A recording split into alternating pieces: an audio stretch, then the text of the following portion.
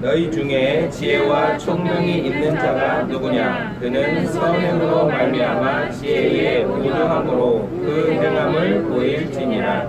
그러나 너희 마음속에 독한 시기와 다툼이 있으면 자랑하지 말라. 진리를 거슬러 거짓말하지 말라. 이러한 지혜는 위로부터 내려온 것이 아니요 땅 위의 것이요 정욕의 것이요 귀신의 것이니 시기와 다툼이 있는 곳에는 혼란과 모든 악한 일이 있음이라. 오직 위로부터 난 지혜는 첫째 성결하고 다음에 화평하고 관용하고 양순하며 긍휼하고 선한 열매가 가득하고 편견과 거짓이 없나니 화평하게 하는 자들은 화평으로 심어 의의 열매를 거두느니라. 아멘. 오늘은 제목이 지혜가 오는 곳이라는 제목으로 말씀을 나누려고 합니다. 지혜는 인간이 세상을 살아가는데 길잡이가 되기도 하고 세상을 살아가는 동안 습득되기도 합니다. 그래서 지혜는 모든 시대를 통해서 강조되어 왔습니다. 헬라인들은 자신의 사상을 철학이라고 했습니다. 또 지혜를 추구한 민족으로 유대인을 들 수 있습니다. 구약 시대에 솔로몬은 하나님께 지혜를 구하여 얻었습니다. 열왕기상 3장 9절에서 12절 보면 누가 주의 이 많은 백성을 재판할 수 있사오리까? 듣는 마음을 종에게 주사 주의 백성을 재판하여 선악을 분별하게 하옵소서. 솔로몬이 이것을 구하매 그 말씀이 주의 마음에 든지라. 이에 하나님이 그에게 이르시되 내가 이것을 구하도다.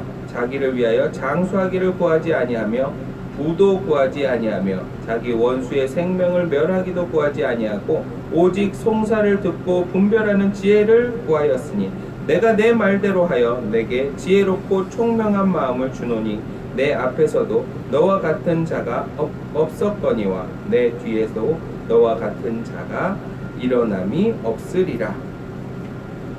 하나님께서 기쁘게 마음을 듣고 솔로몬이 지혜를 구한 것에 대해 이렇게 크게 칭찬하고 또 하나님이 기쁘다는 마음을 표현하셨다라는 거죠.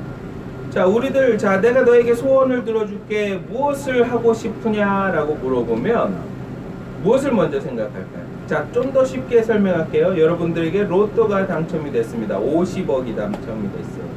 자, 그것으로 무엇을 하시겠습니까? 제일 먼저 머릿속에 딱 떠오르는 것 무엇일까요? 내가 만약 50억을 받았다! 무엇일까요? 저는 그거를 30대, 40대 이렇게 해서 한번 제 인생의 경험으로 비추었을 때 이야기를 할게요. 30대에는 사업을 한답시고 너무 많은 일들을 벌여서 정말로 망하고 납작 엎드려지는 그런 시대를 살고 있었어요. 그때 내가 로또를 맞았다면 제일 먼저 생각하는 거, 이놈의 빚 좀 청산했으면 좋겠다는 거죠. 자, 이제 40대에 들어와서 결혼을 하게 됩니다. 로또를 맞았으면 내가 이거를 가지고 우리 가족이 행복할 수 있는 보금자리를 만들어야겠다라는 것으로 하겠죠. 자, 이제 50대는 아직 안 됐지만 또 후에 무엇을 걱정할까요? 내 자녀를 위해서 무엇인가를 만들어야겠다라는, 남자라면 그런 걸 먼저 선택할 것이다라는 거예요. 그러나 솔로몬 왕은 달랐죠. 백성들을 생각을 했다라는 거죠. 자기의 안위보다, 자기 가족의 안위보다는 백성들을 먼저 생각하고 지혜를 달라고 이야기를 했어요. 지혜의 총성인 잠언서, 전도서 등 유대인의 지혜에 대한 유대인들이 그 지혜에 대한 정말 엄청난 관심을 여실히 보여주는 게 그 잠언, 전도서 이런 것이에요. 근데 유대인들은요, 유대인의 그 헬라 사상 위에다 자신들의 율법주의적인 그 모든 것들을 지혜로 막 세우기 급급했다라는 거예요. 자꾸 만들어가기 급급했다라는 거예요. 자꾸 살을 붙이기 급급해 와서 그래요. 우리가 어떠한 기술을 갖고 있을 때 거기에 군더더기 없이 딱 그 기술만 가르쳐주고 군더더기 없이 딱 그 기술만 보여준다 그러면 정말로 많은 사람들이 그 길을 걷고자 하고 그 기술을 배우고자 하는 것들이 많아질 거예요. 그런데 왜 우리가 한 세대가 지나가면 자기의 그런 모든 기술들을 버려버리고 또 후임자가 없어서 전통이 계승 못되고 하는 이유가 무엇일까요? 거기에 자기 나름대로의 법칙과 율법과 무슨 제도와 이러면 안 된다라는 그런 법들을 자꾸 집어넣어서 그런 문맥 자꾸 깨져나간다는 거예요. 제일 강조가 많이 되는 건 뭐예요? 자기만의 노하우가 있다라는 거, 이것을 강조해요. 물론 있어요. 이게 여러 가지 인테리어를 하다 보면 그들만의 노하우가 있긴 있어요. 있는데 그게 어떻게든 어떠한 법칙 안에 그 정해진 그 틀 안에서 벗어날 수는 없어요. 그런데 꼭 마치 자기만 알고 있는 것처럼 자기만의 고유한 것처럼 가르쳐주지 않고 그것을 되게 비싸게 구는 사람들도 있다라는 거죠. 그것이 바로 이 유대인들의 그런 율법적인 사상들과 이런 모든 것들을 자기를 내세우기 위해서, 자기를 좀 높이기 위해서 포장했던 그런 것들과 마찬가지다. 솔로몬 왕이 처음에 지혜를 구한 건 정말로 그냥 순수하게 이 백성들을 잘 다스릴 수 있게끔, 잘 송사할 수 있게끔 해달라는 그 마음 하나였다라는 거죠. 그래서 하나님은 그 마음이 깊어서 지혜를 주신 거예요. 여러분들, 우리가 지혜를 구할 때 어떤 마음으로 구하는 걸까요? 우리가 어떤 마음으로 자꾸 지혜를 구할까요? 어쩔 때는요, 내 욕심에 의해서, 나는 내 욕심이라고 생각하지 않아. 하지만 내 마음속 깊은 곳에서 이미 그 욕심에서 출발한 그 기도가 나오기 시작하는 것이다라는 거죠. 하나님, 내가 정말로 하나님의 은사를 받아서 많은 사람들에게 아픔을 치유해주고 그 사람들의 기도도 해드리고 막 이렇게 했으면 좋겠습니다 라는 그런 마음이 있는데, 그 안에 깊은 곳에 남아있는 무엇인가가 뭘까요? 우리 교회가 빨리 성장하고 빨리 교회가 부흥이 됐습니다. 많은 목회자님들이 또 성도님들이 힘들어하고 어려워했던 것들이 그런 것들이다라는 거예요. 그러다 보니까 저희들이 처음에 이 버스 교회를 하면서 마음에 제일 먼저 버리는 것은 성도의 숫자를 정말로 버려보자라는 거죠. 성도의 숫자가 어떠한 것도 필요하지 않다. 하나님을 향한 그 마음만 있는 사람 단 한 명이라도 좋으니 우리는 그렇게 광야에 외치는 소리가 되자, 이 마음을 갖게 하셨다라는 거예요.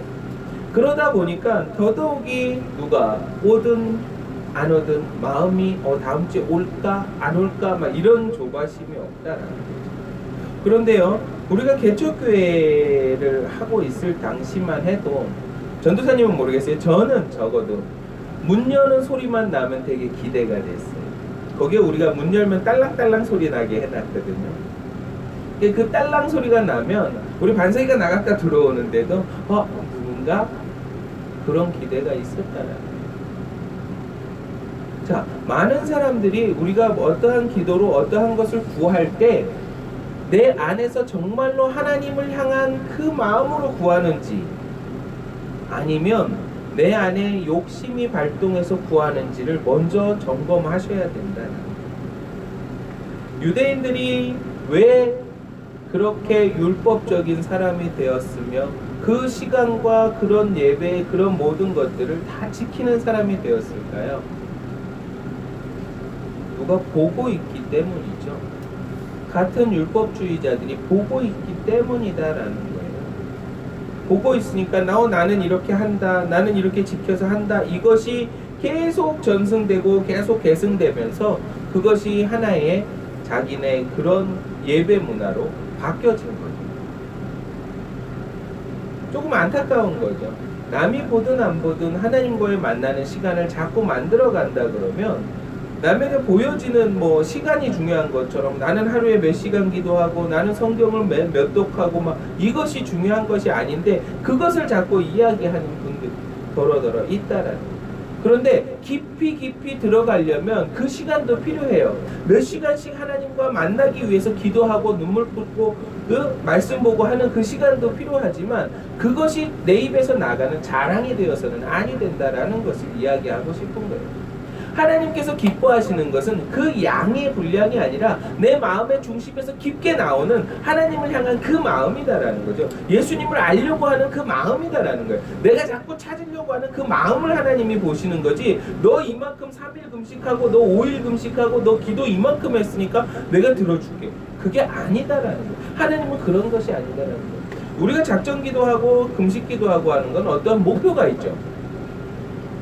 저는 솔직히 조금 그런 것을 조금은 좀 바람직하지는 못하다라고는 봐요.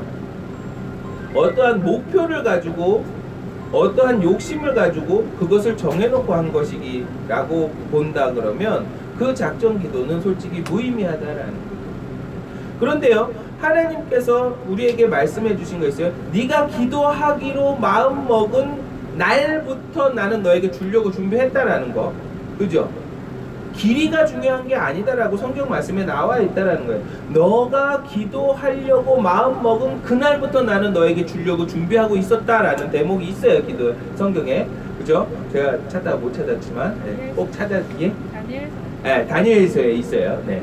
그러니까 그렇게 나와 있기 때문에 우리가 하나님을 바라볼 때 정말로요, 내가 중심이 얼마나 바르냐에 따라서 하나님이 주고 안 주고가 정해지는 거예요.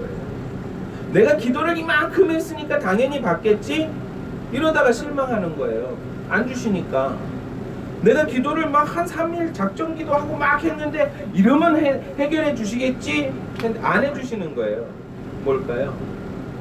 내가 하나님을 도깨비 방망이처럼 생각을 한 거예요. 내가 기도만 하면 들어주는 하나님으로 그냥 자꾸 내 필요에 의해서만 하나님을 찾은 거다라는 거예요. 지혜가 정말 없는 거죠. 정말로 하나님이 원하는 건 여러분들의 중심이다라는 것을 잊지 않으시기를 예수님의 이름으로 축원합니다. 때문에 야고보는 그 지혜의 논함에 있어서 참 지혜와 거짓 지혜를 구분하였다는 거예요. 물론 그 당시 시대에 플라톤의 이원론적 사상에 영향을 받은 헬라 철학자들도 많이 나오고 그러는데 저는 이거 이원론 철학 이런 거 별로 몰라요. 그런데 그 당시의 시대적 배경을 이렇게 훑어서 보면 그 사람들이 그렇게 될 수밖에 없는 거예요. 그 당시에 흘러가는 문화가, 흘러가는 시대 배경이 그렇게 흘러간 거예요. 지금 우리나라가 어떻게 흘러가고 있어요? 지금 다 그냥 편하게 지내고 너무나도 스마트폰이나 이런 모든 문명들이 발달하다 보니까 교회 안에 세상 문화적인 것들이 너무나도 자연스럽게 들어와 있어요. 자, 교회에서 분명히 어떠한 것을 규정하고 그것을 말씀대로 살아가기 위해선 세상 문화를 조금 끊어야 되는 상황도 있는데 지금 세상이 다 그러니까 우리는 이 정도는 괜찮아 하면서 자꾸 섞여져 가는 것을 보게 된다라는 거죠. 그러면서 한편의 그 문화와 그 시대적 배경으로 지금의 성경 해석하는 방법들이 자꾸 변질되어 가는 거죠. 그러니까 예전에는 한 글자를 딱 봤을 때 이걸로 해석을 했는데 이건 좀 다르지 않을까? 이렇게 보면 안 될까? 이런 생각들로 인해서 자꾸 살이 붙어 가는 거예요. 그러다 보니까 시대적 배경에 따라 그 흐름에 따라 성경 말씀이 180도로 바뀌어져 버린 그런 대목들도 많이 있다라는 거죠. 거짓 지혜, 참 지혜, 어떤 것을 두고 이야기할까요? 처음에 말씀했듯이 내 마음이 하나님을 향한 구함이 있다면 참 지혜가 되는 거고요. 내 욕심에 의한 구함이 있다면 그것은 거짓 지혜가 되는 것이다. 내가 구함에 있어서, 내가 하나님을 바라봄에 있어서 정말로 중요한 것, 내 안에 여러분들의 중심을 먼저 점검을 해야 되는 거예요. 내 안에 무엇이 자리 잡고 있는지를, 그리고 내 지금 상황, 내가 지금 처해 있는 이 상황은 어떻게 돌아가고 있는지를 빨리 분별해야 된다라는 거예요.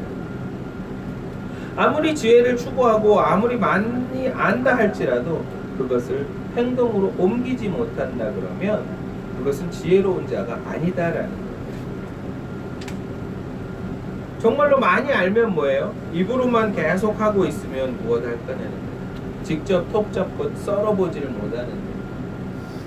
여기에선 45도 각을 치고 여기에서 넣어서 뭐 이렇게 해서 뭐 35 치고 30도 치고 밑판각 뭐고 이론적으로 백날 알아봐야 직접 잘라보지 않으면 그 각을 맞출 수 없는 것처럼 여러분들의 믿음에 여러분들의 신앙에 꼭 행위적으로 이렇게 하셔야 된다라고 이야기를 하는 게 아니라 내 마음이 하나님을 향해서 온전히 있다 그러면 내 행동과 말투가 다 그렇게 바뀐다라는 거죠. 아멘. 행동과 말투가 전혀 하나님 믿는 사람처럼 바뀌지가 않았는데 나는 하나님을 믿어라고 이야기를 하는 거. 저는 좀 이렇게 행위적으로 많이 이렇게 좀 강조를 하는 스타일인데 왜 그러냐면 하나님께서 분명히 너는 변화되었고 너는 새 사람이 되었고 자 너는 은혜를 받았고 너는 성령 받아서 새 사람이 되었다라고 하나님께서 자기에게 말씀해 주시고 다 했다 그러는데 정작 나는 안 변해 있어. 변한 게 없는 거야. 예전 모습 그대로라. 그러면 변화된 게 아니고 하나님을 직접 만난 게 아니고 예수님을 직접 만난 게 아니다라고 저는 단정 지어버립니다.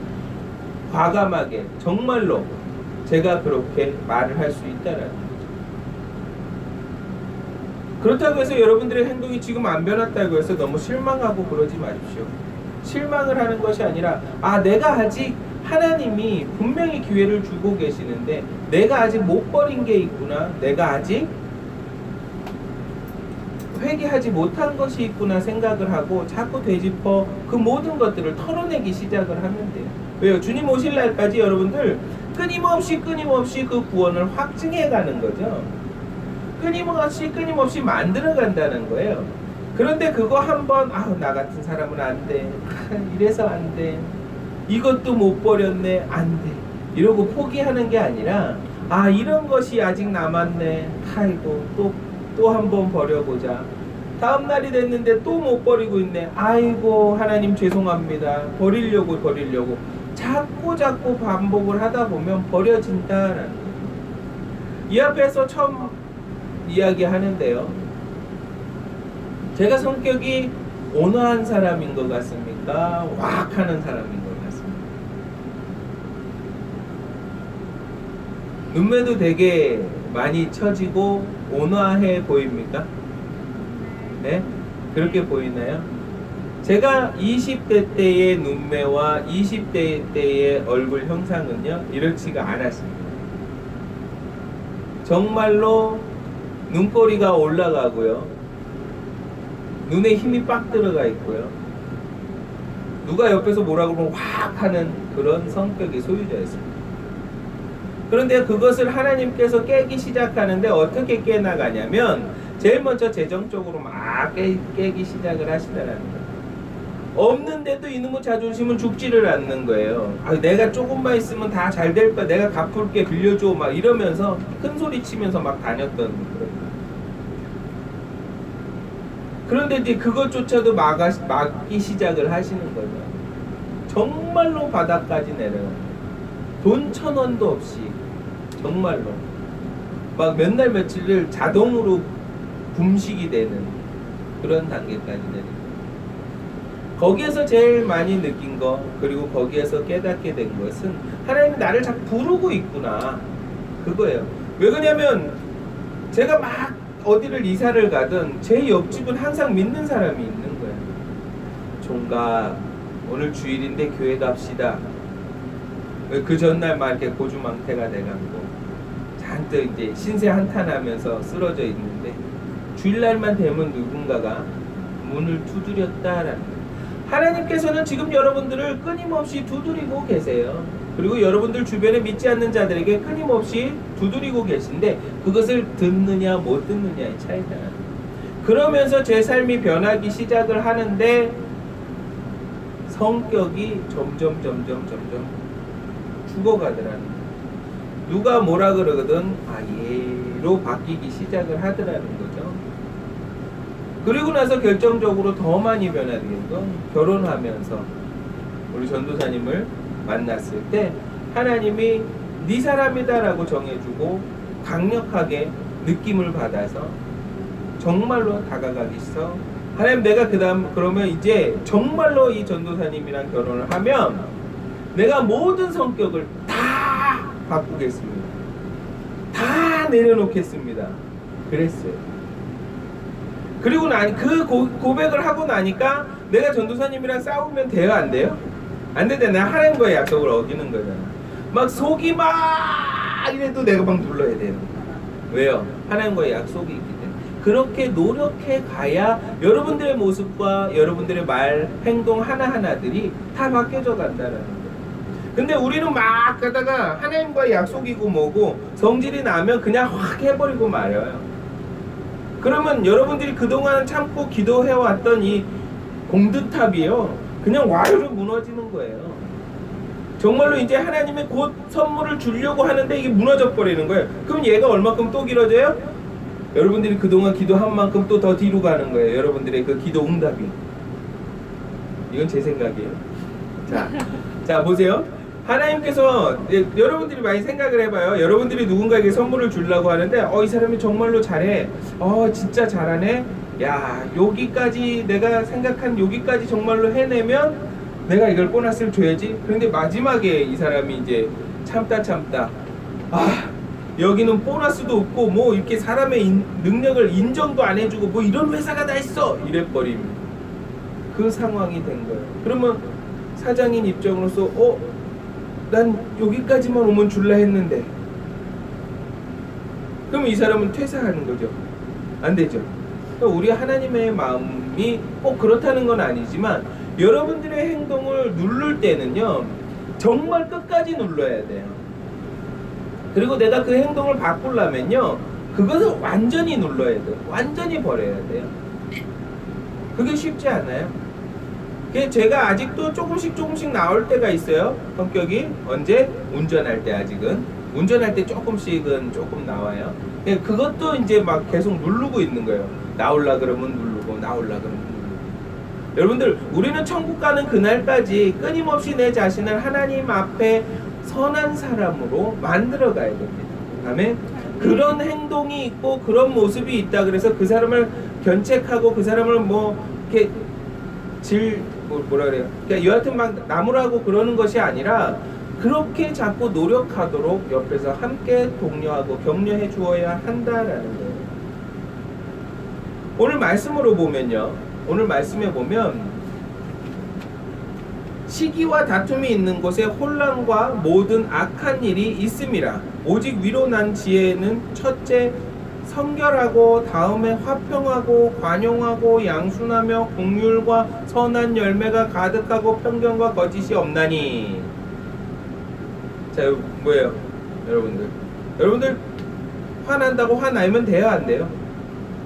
안 되죠. 여러분들이 성질이 나기 시작해서 언성이 올라가기 시작하면 거기에 뭐가 있는 거예요? 악한 일이 있는 거예요. 그죠? 그래서 여러분들이 눌러야 돼요. 특히 그리스도인이라면 더더욱이 눌러야 돼요. 주변과 화평하려고 하셔야 되고 주변과 더욱더 온화한 모습으로 살아가려고 해야 한다라는 거예요.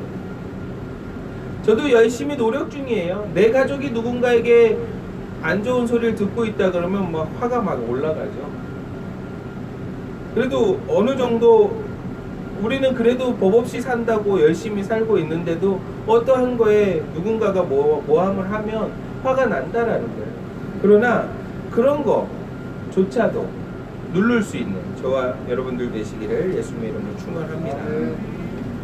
자, 이제 17절과 18절에 아까 나온 그 말을 조금 이야기를 해볼게요. 자, 성결하다. 마태복음 5장 8절에 보면 마음이 청결한 자는 복이 있나니 그들이 하나님을 볼 것이미요. 성결하다라는 것은 하나님을 볼 수 있는 것이다라는 거예요. 여러분들이 성결하려고 노력을 해야 되죠. 하나님이 기뻐하실 만한 뜻으로 사악한 인간의 본성적인 욕심을 배제하고 거룩한 없고 청결한 상태를 성결하다라고 문자적으로 표현한다는 거예요. 자, 우리가 성결을 완벽히 할 수 있을까요? 없어요. 인간이기에 완벽하게 성결을 할 수가 없어요. 그러나 성결하려고 노력하는 모습이 있어야 된다라는 거예요. 두 번째 또 뭐 있을까요? 화평하다. 마태복음 5장 9절에 보면 화평하게 하는 자는 복이 있나니 그들이 하나님의 아들이라 일컬음을 받을 것이요. 자, 여러분들이 온유하고 성결하고 화평하고 막 이러면 하나님도 만나고 하나님의 아들이라고 일컬음을 받는다라는 거예요.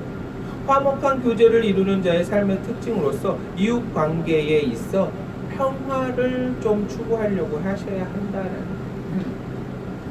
자, 관용하다. 자신을 부인하고 이웃을 받아들이는 행위로서 화평을 이룰 수 있는 필수 조건. 관용. 내가 자꾸 남을 인정해줘야 된다라는 거죠. 내가 그 사람의 모든 삶을 그래도 인정을 해줘야 돼요. 뭐 도둑질하고 살인하고 뭐 이런 나쁜 것을 인정해주는 게 아니라 그 삶이 살아온 사람의 환경, 그런 것들을 인정해줘야 돼요. 자, 부부간에 제일 인정이 안 되는 게 이거예요. 제가 살아보니까 부부간의 환경이 너무 다르게 자란 사람끼리 만나서 부부가 된 거기 때문에 너무나 다른 거예요. 우리 전도사님과의 환경, 저와의 환경이 많이 다르죠.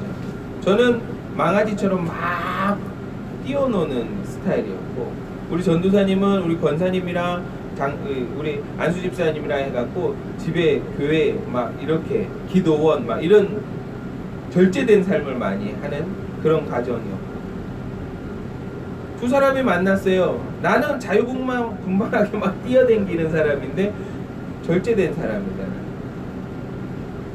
여러분들, 이 문화가 함께 어우러져서 행복하게 살 수 있는 건요, 서로가 서로를 포기해야 하는 거예요. 서로가 서로의 그 문화를 인정해줘야 된다라는 거죠.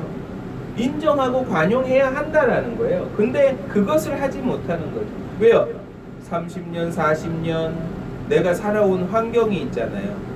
그것이 맞다, 그것이 정답이다라고 울타리 안에 살고 있었던 나라가 다른 나라랑 합쳐진 거예요.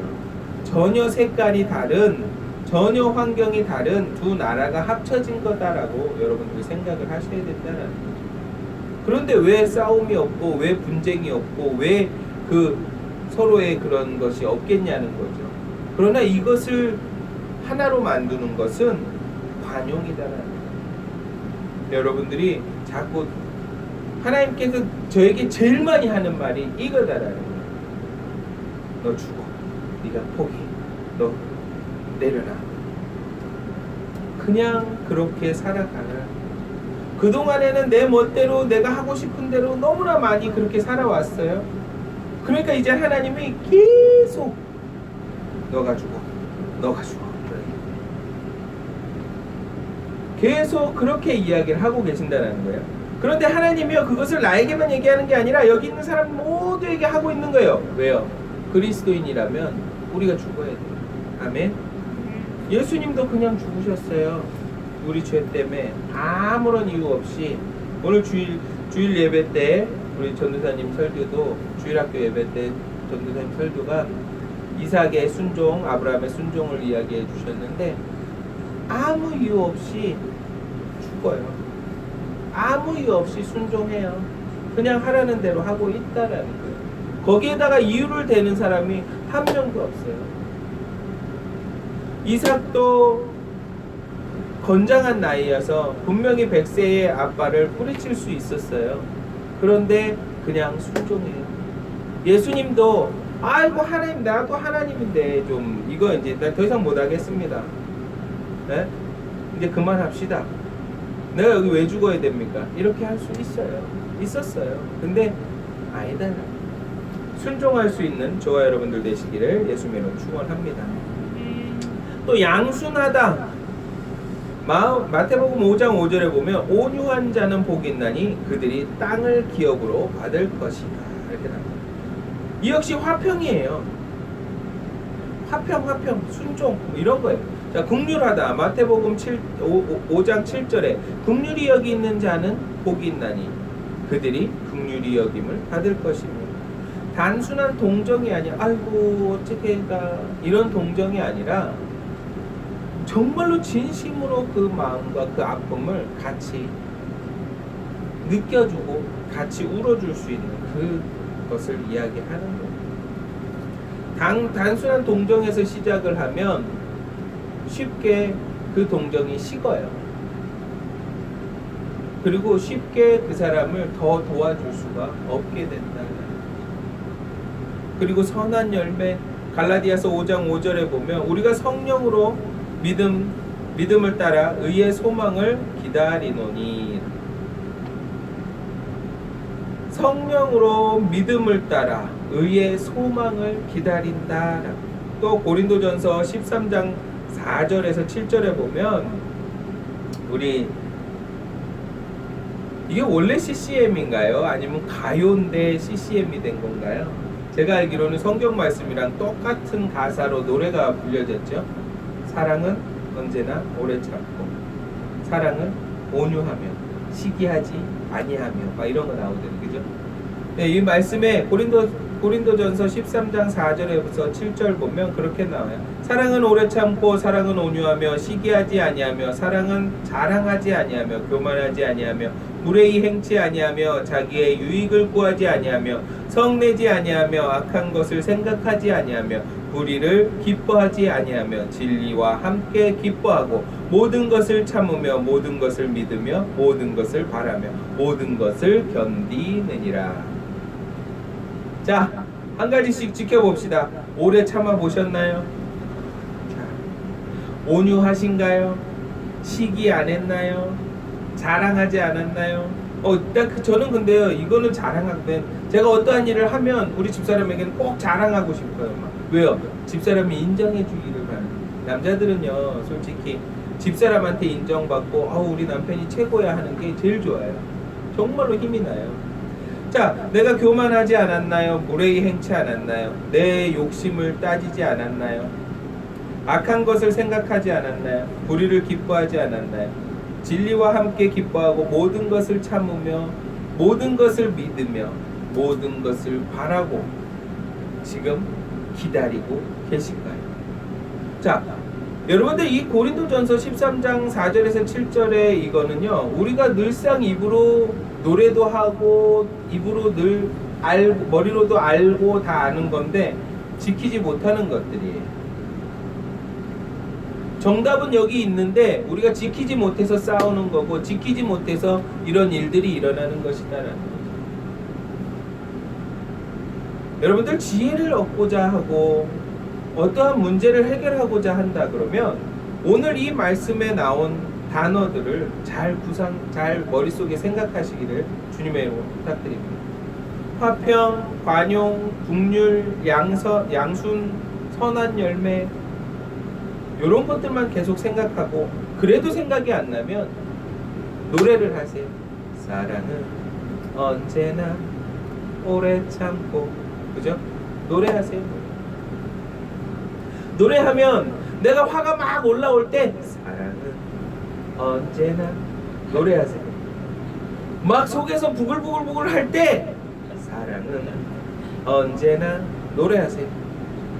그러면 여러분들의 마음을 가라앉힐 것이다. 아멘. 아멘. 제가 이 노래를 끝까지 부르고 싶은데 시간 관계상, 자, 이러한 지혜는 변장이나 속임이 있을 수가 없다라는 거예요. 세상의 지혜처럼 약삭빠르거나 기만적인 것이 아니라 진실하고 개방적이며 꾸준하고 한결같아야 되는 거예요.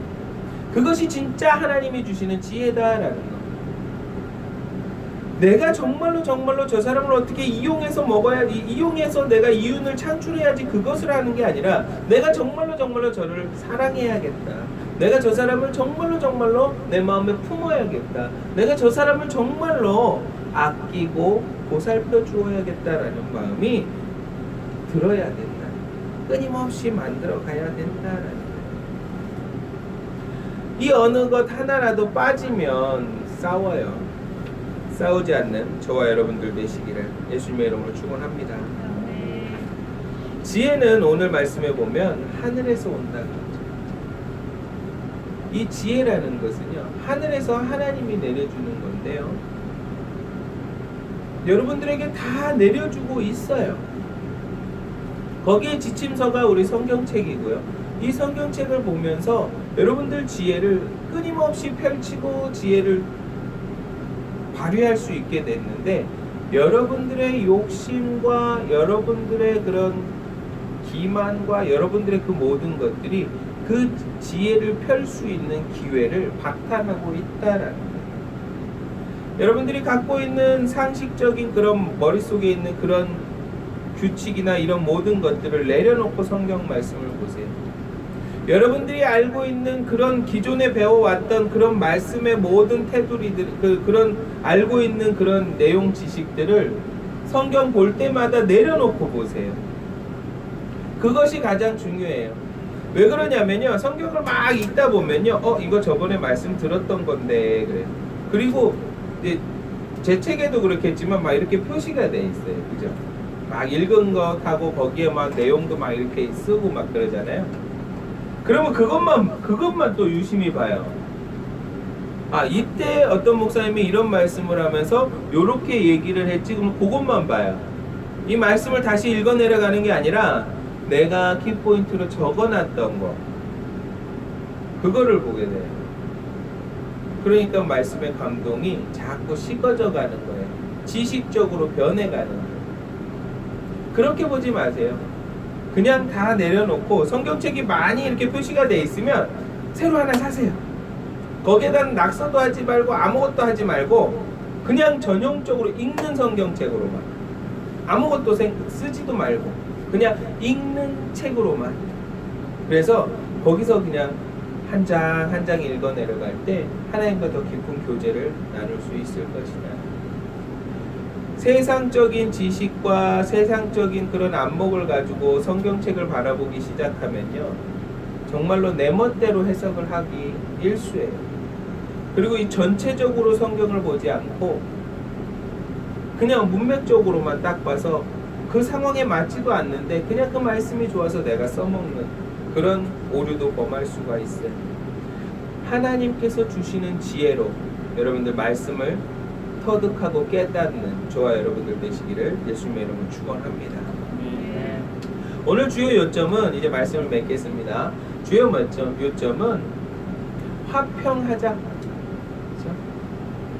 온유하자, 성결하자.